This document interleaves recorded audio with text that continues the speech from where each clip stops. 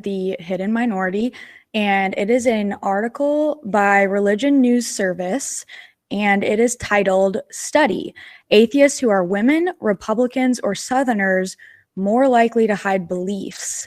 And this was actually written about a week ago by Alejandra Molina. I really hope I'm pronouncing that right. And it goes over a statistic about how women and Southerners and Republicans are more likely to hide the fact that they don't believe in a God or gods. And it's something that I feel we might not talk about as much. I am a woman myself. So it's interesting to see some things that are on there, especially that one of the statistics is that only 4% of people who labeled themselves as non-religious identified specifically with the label atheist. I thought that was incredibly surprising as someone who's been sort of in this community for a few years. And it just had some really good points in there. And I think this is something we all need to keep in mind as the atheist community, that there are certain individuals in our community that are a bit more hesitant to really say their true beliefs. So what does everybody else think about this? Well, I mean, it was an interesting article, and I'm happy to have read it. It's always, it's always good to see things from a perspective other than your own. One thing that I was kind of puzzled by is that the authors seemed kind of surprised. They one part that they said, the research showed that atheists are the most likely non-religious group to perceive stigma. Yet among people who identify as atheist, agnostic, or simply non-religious, atheists are the most open about their beliefs, which Frost found surprising. Frost was one of the authors of the report.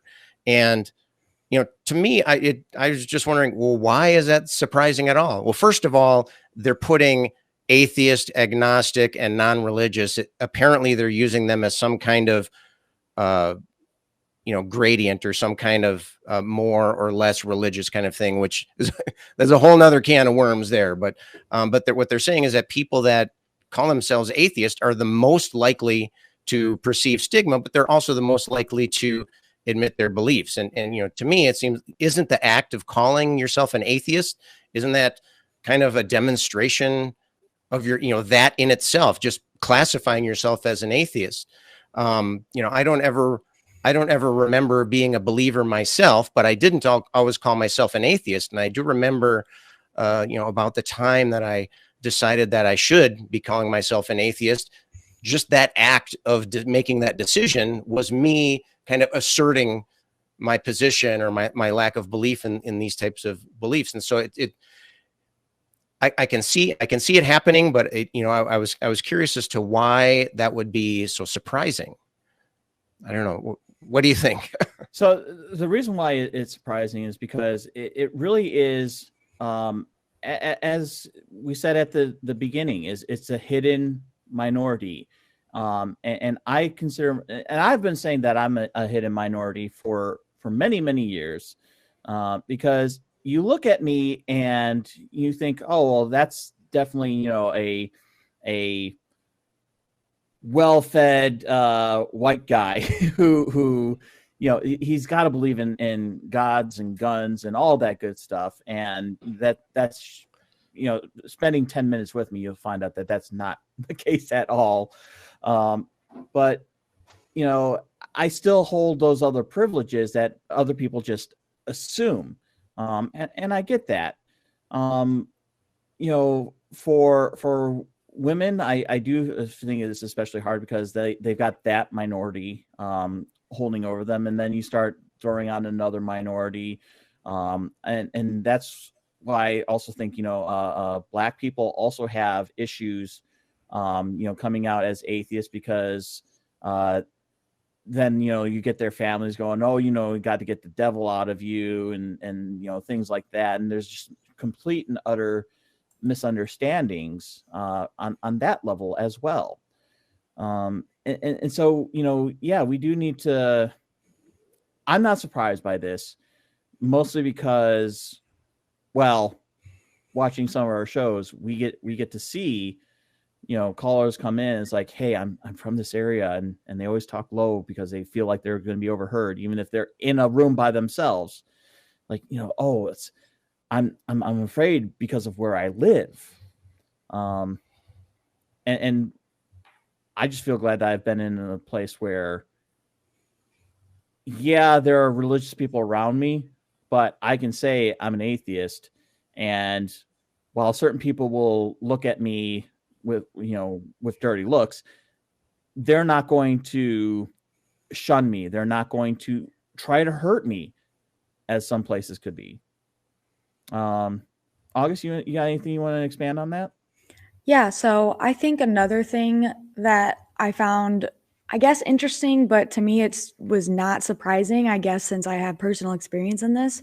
It said that people who were previously religious and left the faith were also more likely to hide their beliefs. And I feel like that's kind of a no-brainer.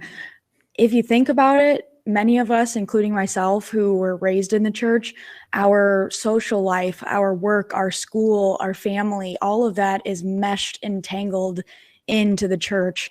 And then you get into, even the more, I guess, extreme versions of something like Christianity. And then it really, really becomes a problem where everybody around you is religious and everybody you interact with on a day-to-day basis is either religious or they won't admit that they're not religious. And I am one of those people who kind of falls in that boat there. So I really think it's not surprising at all that someone who has more to lose by coming out with their beliefs, that they would be more likely to, be very repressed and not want to share how they actually feel with people. And I live in a more or less red area. I wouldn't say it's, extreme or anything, but there are many, many people that I will not really tell that I'm, an atheist, or at least not the extent of my atheism, because I'm worried that they'll cut me off or just not treat me the same. I think there's that unconscious bias. Even if they want to stay in your life, they're going to see you differently. So I think that really was not surprising at all, but it was included in the article, so I thought I'd bring it up. Did you feel when I don't think we're surprising anyone by saying you're an atheist, right? You're on an atheist podcast. Did you feel pressure to not say anything to anyone, or what was your experience as far as making that step, that apparent, because they're talking about people that don't believe in God, but feel like they're hesitant to say anything. What was your experience with the first time that you said that you didn't believe in God? Right. I still honestly haven't told a lot of my family, and I feel like they just don't watch this podcast. So I wouldn't really be upset if they found out at this point. I've considered myself an atheist for probably 3+ years now. So I'm kind of at the point where I'm like, all right, this is me. And if you find out, that's fine.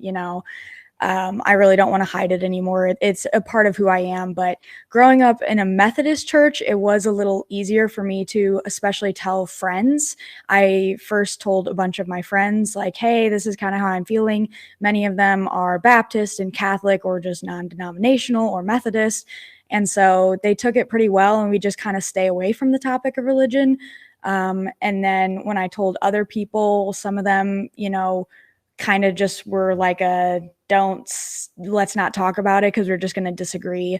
So I really didn't lose anybody. I'm very fortunate in that at this point I haven't lost anybody, but in the very early stages, that was a real fear of mine, that I just did not know how anyone was going to react. And I have a very mild case of that, I would say. I think some people have it so much worse, especially minors, and they're worried about getting kicked out of their house or their school telling on them to their parents, and the abuse that could happen from that. And it's just horrible. So I consider myself very, very fortunate, but that fear was still there, even in the privileged position that I was and still am in. So I'm just grateful that, nothing's happened so far, and I don't anticipate anything happening, which is why I feel comfortable coming on the show. but some people are definitely not as fortunate as I am, which is awful. And we still see a lot of atheists who, you know, they change their identity in order to you know, have a little bit of a veil. Like they'll still be out there, like you are, August, you know, and you are, Scott. You know, they'll be on shows like this. But they will hide who they are. Whether it's because of an area that they live in, whether it's because of family obligations. You know, not everybody can be as fortunate as Matt Dillahunty, where, you know, you're so big and powerful in the atheist community, as it were, that you can just say, yeah, I'm an atheist and fuck everyone else. You know,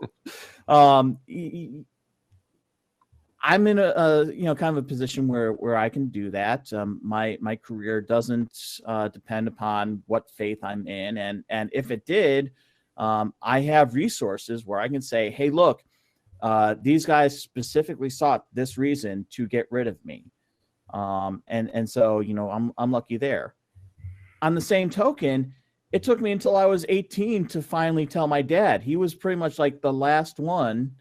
Most of my family knew, and they either didn't care or hoped that I would see the light, but I could never, you know, have that conversation with my dad. I've hinted at it, saying like I didn't want to go back to his church because it was so boring.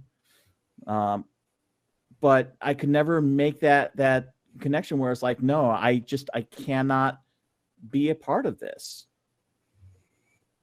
You know, it's funny that you mentioned Matt Dillahunty. I remember maybe this was a couple of months ago. There was a caller on the Atheist Experience that was trying to say that I don't know if you remember, being an atheist was a privilege, was a sign of privilege, just being an atheist. And you know, Matt rightly took them to task on the way that they were saying it, but I think that Matt actually said it's being an atheist does not grant privilege in and of itself, but there are groups of atheists that are more privileged than others. And I think that that's what we're seeing happening here, is that some of us, like myself, for example, you know, I try to recognize my privilege, you know, whenever I have the opportunity. I mean, I'm about as privileged as you can get in the United States. I'm white, upper middle class.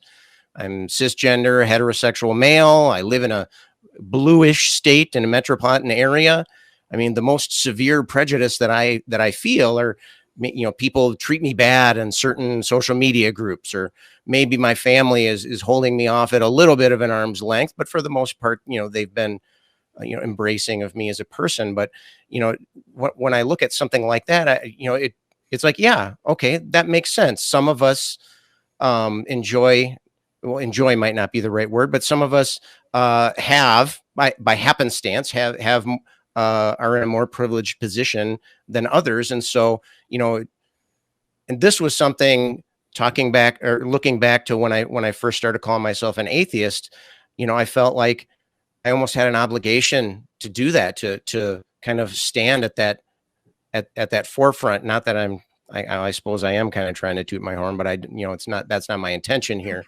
But you know, if there are other people that are atheists that, you know, that stack that atheist bigotry or whatever you want to call it on top of my, you know, I am almost embarrassed to say that I'm in a minority group, because, you know, the prejudice that I feel is laughable compared to, you know, what my fellow atheists feel, that because of so much of other things. So I guess what I would ask of myself and of anybody watching is this getting better? I suppose, August, I would love to hear your thought on this. Do you feel like things have changed over the last, you know, 10 years or however, you know, long since you've come out or recognize that you were an atheist? Or what can, you know, what could I do to help, you know, make things better? Or is it better?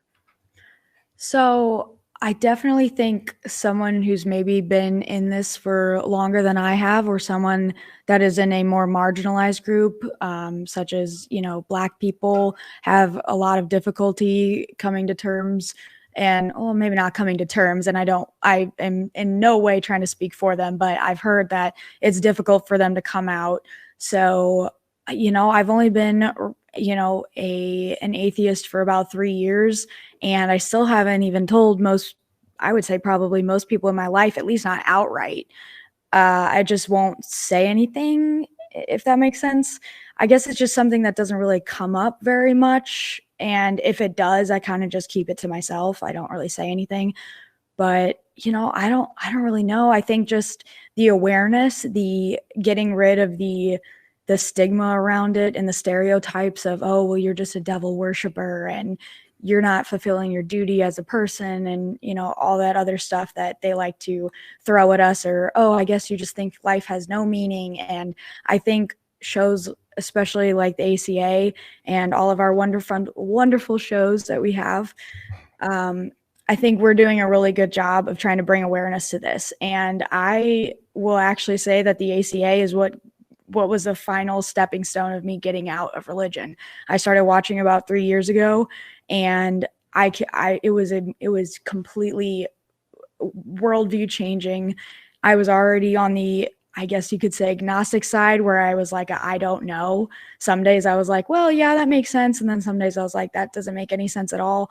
And then I was fighting so hard against the logic that was being brought up. And finally I was just, I can't believe it anymore. And so shows like this and getting the word out and getting subscribers and telling our stories, I think will get more people to feel comfortable. That's what got me to feel comfortable, is seeing shows like this and other, great women hosts and whatnot on the show. It was completely changing for me. And honestly, I don't know if I would have gotten out without other people to say, hey, this is okay. It'll be all right. Be your true self. And I owe the ACA a lot for that. That's great to hear. I gotta tell you, I almost didn't want to do this show. And in a lot of respects, I don't want to do the show because there's too much of me. There's too much of Scott. You've got your Dillahunties, and everybody knows them, and you see a lot of this.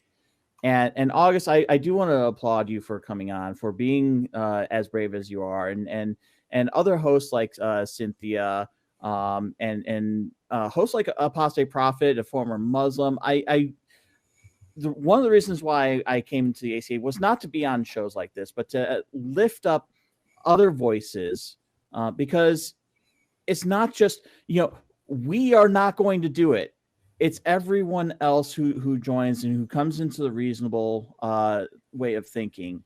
And I think that is a pretty good way to end it right there.